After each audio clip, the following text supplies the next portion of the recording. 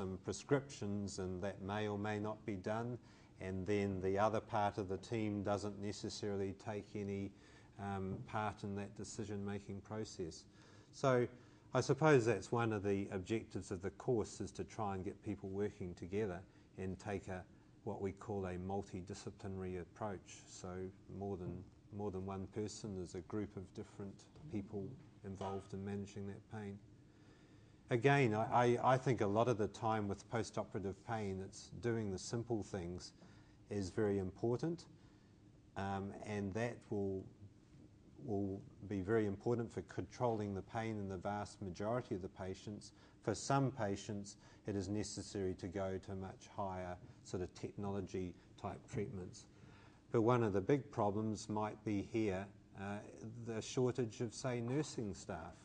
And if there is a shortage of nurses, main problem here. Yes, then they may miss that first step, which is they may not recognise that a patient has pain. There might not be time to ask the patient, or it may be difficult for the nursing staff to give the right drugs because they just have too many patients to look after. So some of these problems are very, very difficult. It is extremely difficult to solve some of these staffing problems, but we need to at least recognise that they are a problem.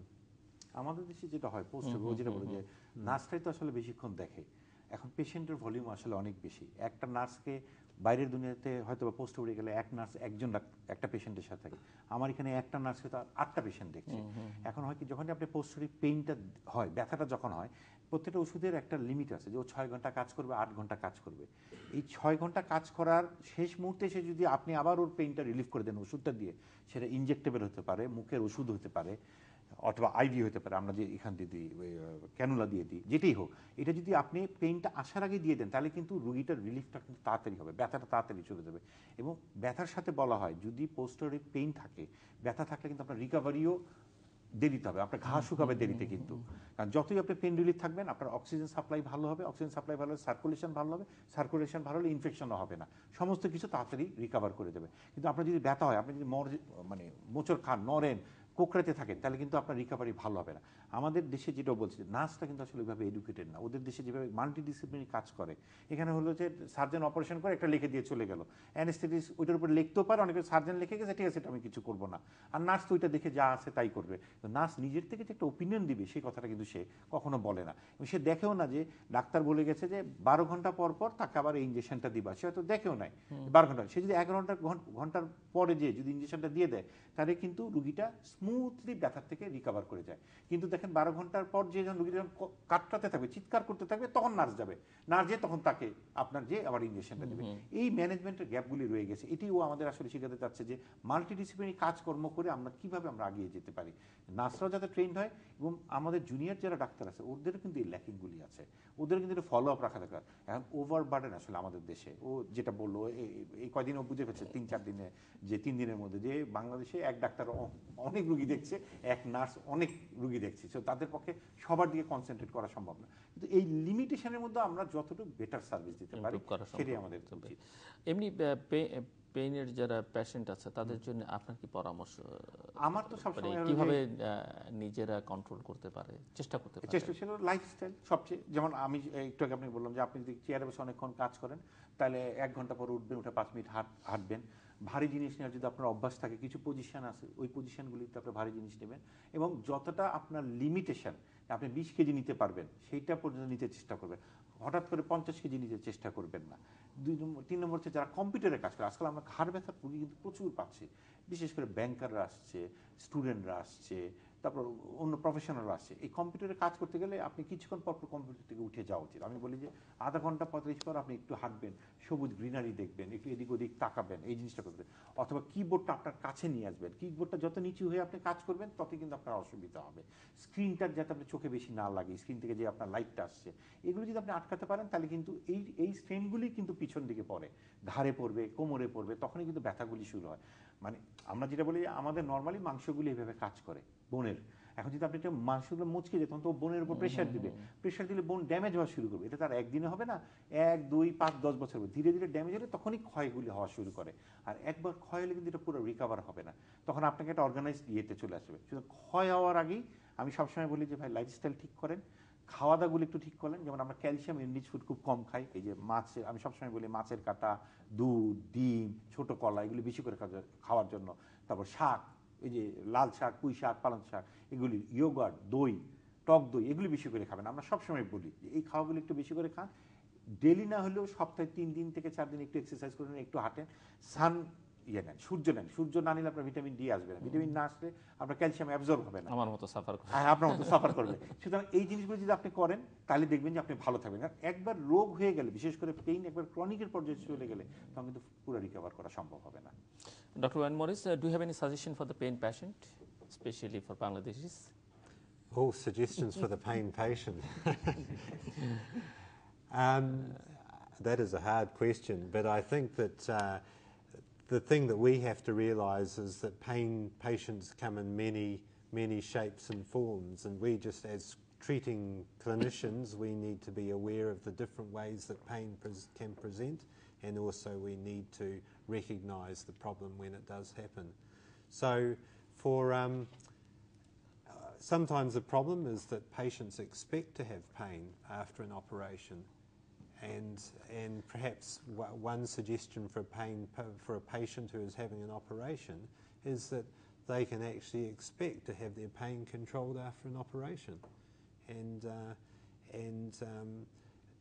things like surgery don't need to be very painful after the operation.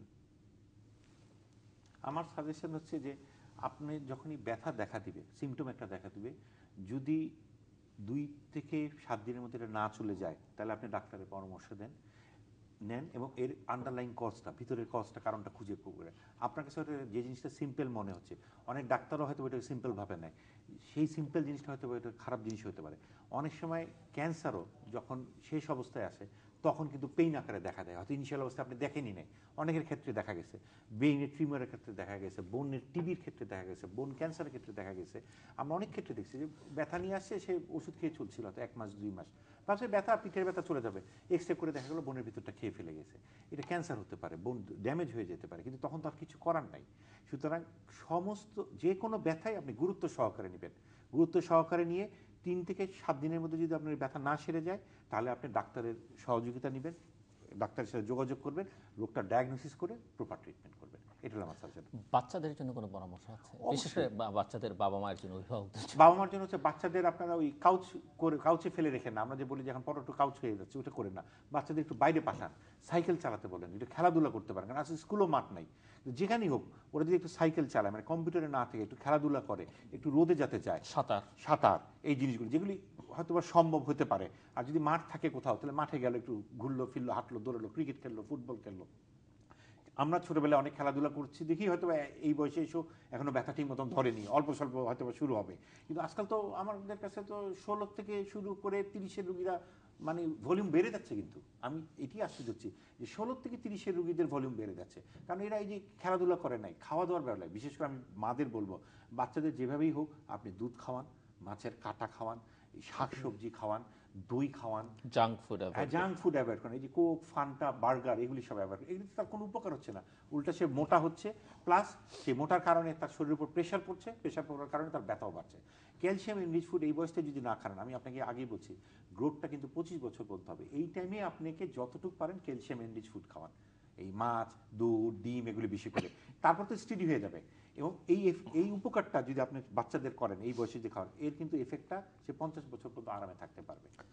প্রিয় দর্শক, আমরা অনুষ্ঠানের শেষ প্রান্তে তৃতীয় মাত্রা সম্পর্কে আপনি লিখতে পারেন। লিখবার ঠিকানা পরিচালক তৃতীয় মাত্রা channel I, GPay box 2433 Dhaka 1000। যারা ইমেল করতে চান তারা করতে পারবেন এই ঠিকানায় আপনি @তৃতীয়মাত্রা.com। 6161 নম্বর আমাদের SMS করতে পারেন যে কোনো সেলফোন থেকে। ইন্টারনেটে তৃতীয় মাত্রার সঙ্গে যুক্ত থাকলে তৃতীয় মাত্রা সম্পর্কে জানতে এবং মতামত রাখতে ব্রাউজ করতে পারেন তৃতীয়মাত্রা.com, facebook.com/তৃতীয়মাত্রা, twitter.com/তৃতীয়ম এবং youtube.com/তৃতীয়মাত্রা। আর আপনাদের মতামতে আমাদের অনুষ্ঠান তৃতীয় মাত্রা আপনি দেখতে পাবেন প্রতি বৃহস্পতিবার এবং শুক্রবার বাংলাদেশ আমরা দুটোই, বুধবার দুপুর 12টা 5 মিনিট এবং শুক্রবার দুপুর 1টা 5 মিনিটে দেখবার আমন্ত্রণ রইল। ডক্টর ওয়াইন মরিস এবং professor doctor Junaid Shafiq, thank you for joining with me. প্রিয় দর্শক, আমরা কথা বলছিলাম ব্যথা নিয়ে, মূলত ব্যথা নিয়ে কথা হচ্ছিল। ব্যথা যেন না হয়, আমি ঠিক মনের ব্যথা, সামাজিক ব্যথা, অন্যান্য ব্যথার কথা বলছি, আমাদের শরীরের ব্যথা, এটি যেন না হয় তার জন্য বেশ কিছু পরামর্শ দুই চিকিৎসক দিয়েছেন। ব্যথা হলে ব্যথাকে কিভাবে নিয়ন্ত্রণ করা যায়। অধিকাংশ ব্যথাই যেগুলো ক্রনিক ব্যথা সেগুলো ভালো হওয়ার সম্ভাবনা কম, কিন্তু সেগুলোকে যতটা নিয়ন্ত্রণে রাখা সম্ভব তার জন্য ওনারা বেশ কিছু পরামর্শ দিয়েছেন। আমাদের জীবনযাপন প্রণালীতে পরিবর্তন আনতে হবে, আমাদের খাদ্যাভ্যাসে পরিবর্তন আনতে হবে, বিশেষ করে বাচ্চাদের দিকে মনোযোগটা বেশি দিতে হবে, সে কথা ওনারা বলেছেন। এবং যারা কায়িক পরিশ্রমটা কম করেন তাদের জন্য বেশ কিছু পরামর্শ ডক্টররা দিয়েছেন। ডক্টর ওয়াইন মরিস নিউজিল্যান্ড থেকে এসছেন এবং তিনি এসেনশিয়াল পেইন ম্যানেজমেন্ট কোর্স, যেটি এখানে বাংলাদেশে ইন্ট্রোডিউস করা হচ্ছে, এটিও ঠিক আমাদের মতো দেশের জন্য, উন্নয়নশীল একটি দেশের জন্য আমাদের যা রিসোর্স আছে সেটিকে ব্যবহার করে কীভাবে পেইন ম্যানেজমেন্ট করা যায় তার উপরে আমরা আশা করব যে এটিরও বিস্তার লাভ করবে আশা করছি। এবং ডক্টর জুনায়েদ শফিকে বলছেন যে তিনি যেহেতু এই অ্যাসোসিয়েশনগুলোর সঙ্গে ওতপ্রোতভাবে জড়িত এবং নেতৃত্বে আছেন, এটির একটি ভালো সম্ভাবনা বাংলাদেশের রয়েছে। বাংলাদেশের নার্সেসদের আরও দক্ষ করে তোলার জন্য তাদের নানা রকমের সীমাবদ্ধতা রয়েছে, বিশেষ করে তাদের আরও ভালো ট্রেনিং দরকার, প্রচুর নার্স দরকার বাংলাদেশে, সে বিষয়ে ওনারা কথা বলেছেন। ব্যথার ওষুধ অধিকাংশ সবাই ব্যথা হলেই ব্যথার ওষুধ খেলে ব্যথার কারণ না অনুসন্ধান করে, এটি সাধারণভাবে সাধারণ ডক্টররা অনেক সময় পরামর্শ দিয়ে থাকেন। ব্যথার ওষুধ খাওয়ার ব্যাপারেও সতর্ক থাকতে হবে। মূলত ব্যথা হলে ব্যথা বিশেষজ্ঞের কাছে যাওয়াটাই সমীচীন হবে। দর্শক, আমাদের সাথে থাকবার জন্য অসংখ্য ধন্যবাদ, আপনাদের সবার জন্য শুভকামনা।